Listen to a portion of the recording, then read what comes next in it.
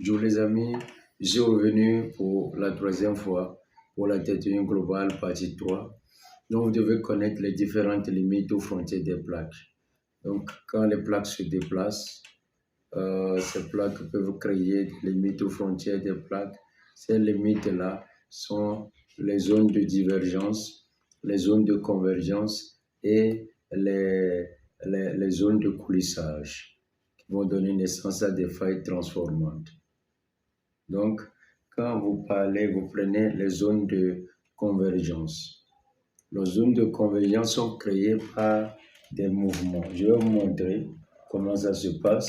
Les zones de convergence, quand nous parlons des zones de convergence, prenez ces deux-là comme étant des plaques lithosphériques. Vous voyez, les deux-là, supposez que ce sont des plaques lithosphériques.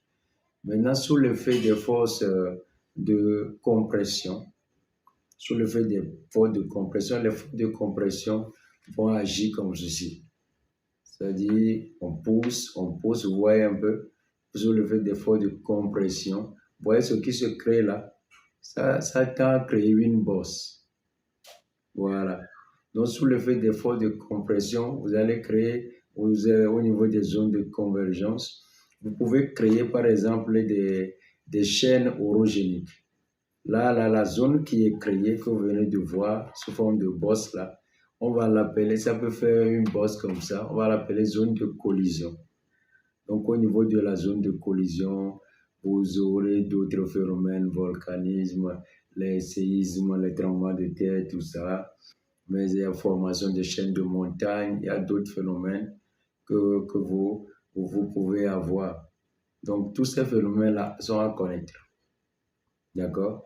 Mais il n'y a pas que les zones de collision, parce qu'au niveau des zones de convergence, il y a trois zones qui se créent, zones intermédiaires. Donc, lorsque les plaques vont s'affronter comme ça par la collision, la plaque plus légère peut surmonter la plus lourde. À supposer que celle-ci est la plus lourde, celle-ci est la plus légère, elle peut surmonter comme ça. Là, on va parler de subduction, zone de subduction.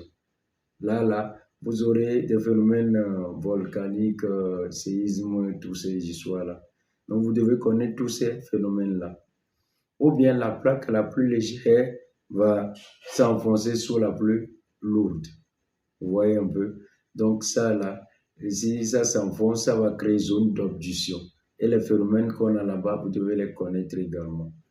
L'autre zone que je vais vous expliquer après, je vous reviens,